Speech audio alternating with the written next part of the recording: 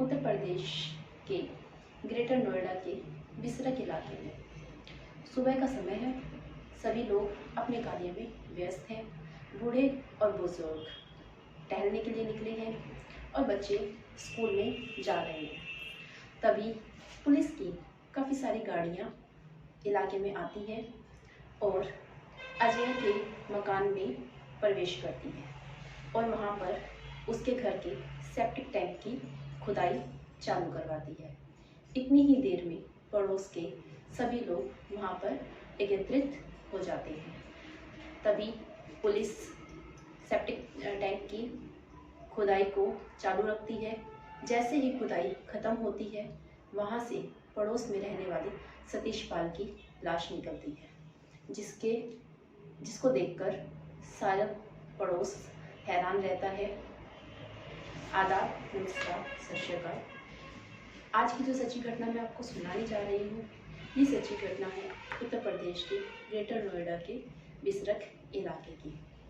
सतीश पाल जो मृतक है, उसकी पत्नी नीतू और उनका एक 5 वर्षीय बेटा जो बुलंदशहर के रहने वाले हैं, ग्रेटर नोएडा के बिसरख इलाके में रहते हैं।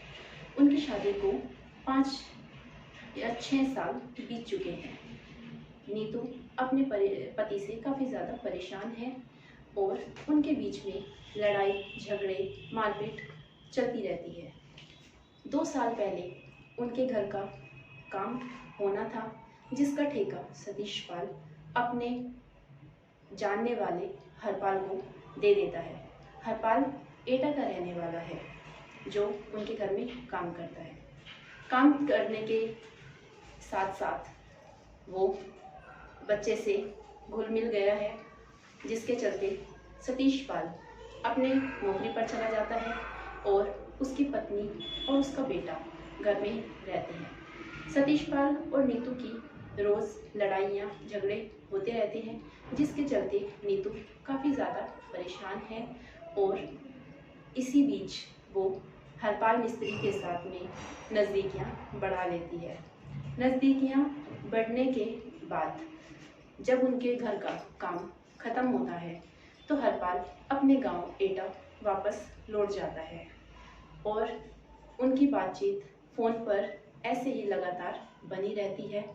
कुछ समय बाद दिसंबर 2022 की बात है, जब नीतू के पड़ोस में रहने वाले अजय के मकान का काम शुरू होना था, जिसका काम हरपाल को मिल जाता है और हरपाल 2022 दिसंबर में वापस लौट आता है और नीतू के साथ दोबारा से उसके संबंध शुरू हो जाते हैं। नीतू अपने पति से परेशान है और इसके चलते वो हरपाल से कहती है कि उसे अपने पति की हत्या करनी है, वो उसके साथ नहीं रह सकती। हरपाल और नीतू दोनों मिलकर सतीश पाल की हत्या कर साजिश रचते हैं, जिसके चलते हरपाल अपने दोस्त गौरव को बुलाता है और उसे 20,000 रुपये देता है और उससे कहता है कि उसे सतीश की हत्या करने में उसकी मदद चाहिए। जनवरी 2 तारीख की बात है। हरपाल और गौरव सतीश पाल के साथ मिलकर शराब पीते हैं और सतीश पाल की शराब में कुछ ऐसा नशीला पदार्थ मिलाते हैं, जिसके चलते सतीश पाल बेहोश हो जाता है। उसके बाद हरपाल और गौरव सतीश पाल के मुंह पर तकिया रख के उसकी हत्या कर देते हैं। हत्या करने के बाद पड़ोस में बन रहे अजय के मकान में के सेप्टिक टैंक में उसको दफन कर देते हैं और उसके ऊपर टाइल्स बिछा देते हैं ताकि किसी को इसके बारे में पता ना चले। अगले दिन सुबह नीतू सभी रिश्तेदारों को फ़ोन करती है और कहती है कि सतीश पाल अपने घर से गायब है, बिन बताए वो घर से चले गए हैं और मैं काफ़ी ज़्यादा परेशान हूँ। इसी की खबर सतीश पाल के छोटे भाई जो गाजियाबाद में रहता है, छोटे लाल, उसको मिलती है और वो ग्रेटर नोएडा के बिसरख इलाके के थाने में पहुंचता है और पुलिस को बताता है कि उसका भाई 2 जनवरी 2023 से घर से गुमशुदा है और उसको अपनी ही भाभी पर शक है कि उसी ने उसके साथ में कुछ गलत किया है। अगले दिन भाभी थाने पहुंचती है और पुलिस को बताती है कि उसका पति सतीश पाल घर से गायब है और उसे अपने ही देवर पर शक है, जिसके चलते पुलिस सतीश पाल का फ़ोन सर्विलांस पर लगाती है और उसके बाद पत्नी की बातचीत से पता करती है।